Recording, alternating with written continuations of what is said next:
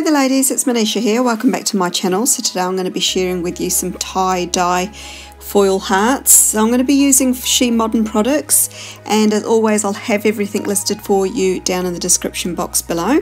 I'm also going to be using some Sharpie markers, some scissors, and a clear stamper that I've actually turned upside down, so I've got a flat side to it, foil glue, tweezers, and this is the nail polish I've already applied on a few of my nails. So this is OPI ink, absolutely stunning. Really love it. Looks more amazing on in the bottle than it does on the nails, but I do manage to get a few good pictures of it at the end. I'm going to be using some of these, what are they called? Insta Dry from Sally Hansen. They're just a top coat. So I'm going to be making these foils into stickers, but using regular polish. So this is like a regular polish method. So I know not everybody uses gel polishes and things like that. So this is a way you can convert these foils into stickers to use later on. So get as many foils as you want to, and I've just sort of started off with a few there. So this is the Sally Hansen Fast Dry, the Insta Dry top coat going on, and I thought I'd put that on the two larger hearts, and then on the other two smaller ones I thought I'd put the Revlon gel, what is it called, here we go, Colourstay Gel Envy top coat. I thought I'd just sort of do a bit of an experimentation and see whether certain top coats work better than others. So this is a new method that's been created by She Modern, by Tina. She's very creative, and of course I will be leaving all of She Modern's website links and YouTube links for you down in the description box below, so I do highly recommend that you do check out what she's done there, because she has got some very good ideas. So the key here is just to do a nice even coat and let that fully dry, and then I'm just going to be colouring in with some Sharpie markers. And because I'm going to be doing a tie-dye method, I just thought I'd use those sort of bright colours there and just colour in like so. The top coat I did actually extend out just a little bit further than the actual foil itself, and that's what she does recommend to do. So you do know that you've gone out far enough when the silver foil will turn sort of like a more of a clear silvery sort of colour, as opposed to sort of a silvery whitey colour. And that you can just sort of turn it over a white base and see what you're colouring in is how it's going. So I've just used light purple, dark purple and pink, and then I felt like that purple wasn't very dark enough, so I've just sort of gone over with a bit of pink. So there's no right or wrong way of doing this, just do whatever colours you like the look of. I've actually added an extra foil heart there as well, because I thought I'd use one on the nail which hasn't got any colouring in, just so that you can see that you don't have to colour things in if you don't want to. Now that they've all had a chance to dry, which is not very long at all, I'm just going to go over the top with the same top coats. Now because these are Sharpie markers, they will bleed onto your top coat, so I've actually just got a cotton round there put aside, and I'm wiping my brush onto it as I'm going along. So this brush is actually just barely touching the colouring in, because once you go over anything like that, it's just going to wet the ink, and you're basically going to contaminate your brush. So that's why I'm just doing very light strokes. Oops, I've just kicked something onto my table.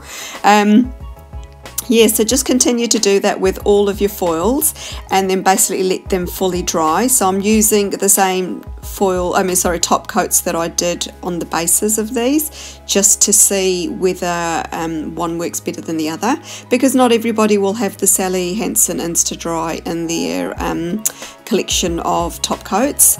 Now that everything's had a chance to dry, I'm going to do a very thin coat of glue. This is nail art glue or foil glue, and I'm wiping most of the glue actually off the brush before applying it onto these foils. So the key here is just to stay within the foil parameter.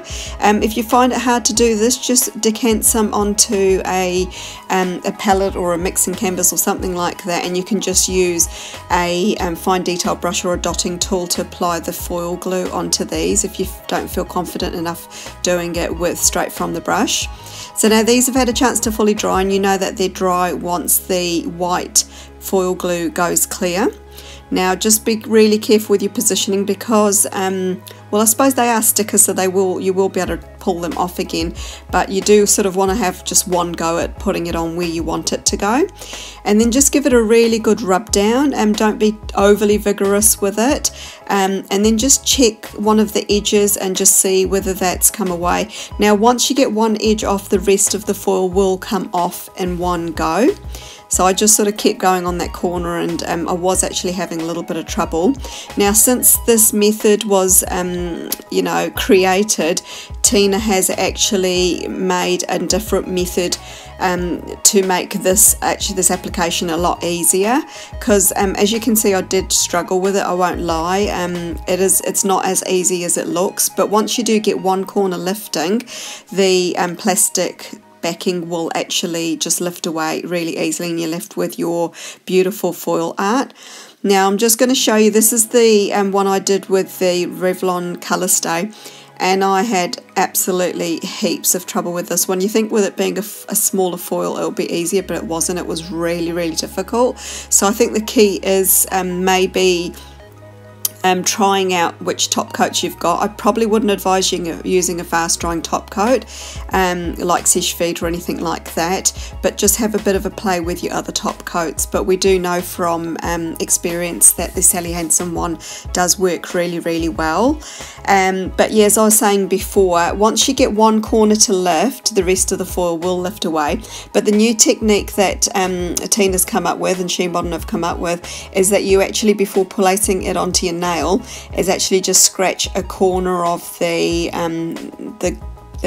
what do you call it, the top coat after it's dried, just so you've already got lift before you put it onto your nail. So next time I do this, I will be showing that method. I finally did get it off camera, and I'm just going over the top it with some unt, or if you've got a water-based top coat, use that. I'm going to let that fully dry, and then I'm just going ahead with one of my other top coats. So this is a no smear top coat.